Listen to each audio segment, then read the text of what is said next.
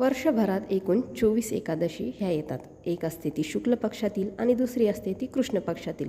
त्यात जर अधिक मास आला तर त्या वर्षी एकूण 26 एकादशी ह्या येतात. श्री स्वामी समर्थ. तुम्हा सर्वांचे माझ्या चॅनलमध्ये पुन्हा एकदा खूप खूप स्वागत आहे. तर सर्व व्रतांमध्ये एकादशीचे व्रत हे श्रेष्ठ मानले जाते आणि सर्व एकादशींमध्ये आषाढी एकादशी ही श्रेष्ठ मानले जाते, जिला आपण देवशयनी एकादशी किंवा महा एकादशी असे देखील म्हणतो. आपल्या घरातील मोठी माणसे ही प्रत्येक एकादशीचा उपवास व्रत हे करतातच, परंतु घरातील इतर मंडळी जी इतर वेळी एकादशीचा उपवास करत नसते ती देखील आषाढी एकादशीचा उपवास हा आवर्जून करतात. वर्षातील दोन सर्वात मोठ्या एकादशी म्हणजेच आषाढी एकादशी आणि कार्तिकी एकादशी या दोन एकादशीला जरी आपण उपवास केला तरी संपूर्ण 24 एकादशी केल्याचे फळ हे आपल्याला मिळते. बऱ्याच घरांनी एव्हाना आमच्या घरातसुद्धा आषाढी एकादशीचा उपवास घरातील सर्वजण म्हणजेच अगदी लहान बाळांपासून देखील ह्या उपवास करतात. पण जर समजा तुमच्या घरात एखादी आजारी व्यक्ती आहे किंवा इतर काही कारणामुळे अडचणीमुळे आषाढी एकादशीचा उपवास करणे शक्यच नसेल तर अशांनी एकादशीच्या दिवशी कांदा लसूण विरहितच जेवण जेवावे. त्याचप्रमाणे एकादशीच्या दिवशी घरात भात हा देखील शिजवू नये आणि कुणी खाऊसुद्धा नाही.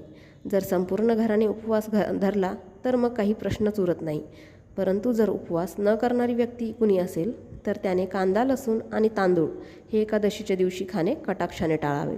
तसेच इतर उपवासाप्रमाणे एकादशीचा उपवास हा दिवसभर करून संध्याकाळी सोडत नाहीत. एकादशीचा उपवास हा पूर्ण 24 तासांचा म्हणजेच पूर्ण दिवस आणि रात्रीचा असतो आणि दुसऱ्या म्हणजेच द्वादशीच्या दिवशी एकादशीचा उपवास हा सोडावा. द्वादशीच्या दिवशी जर तुम्हाला शक्य असेल तर पुरणाचा स्वयंपाक करून देवाला नैवेद्य दाखवून उपवास सोडावा किंवा मग पोळी भाजी वरण भात आणि एखादा गोड पदार्थ करून त्याचा नैवेद्य दाखवून मग उपवास सोडावा. नैवेद्यासाठी केलेल्या स्वयंपाकात देखील कांदा लसूण हा वापरू नये.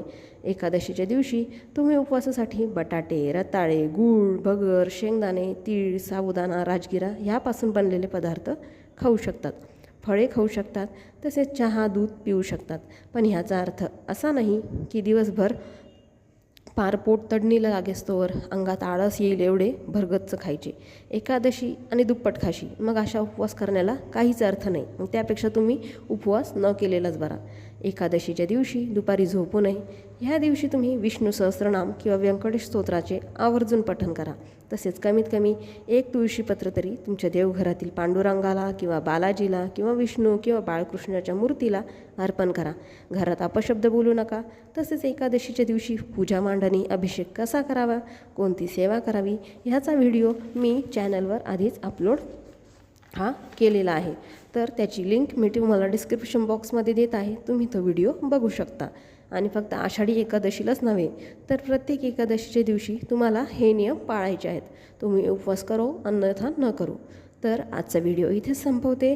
व्हिडिओ कसा वाटला ते मला कमेंट करून नक्की सांगा.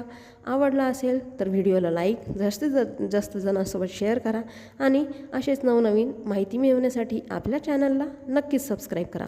श्री स्वामी समर्थ. जय जय स्वामी समर्थ.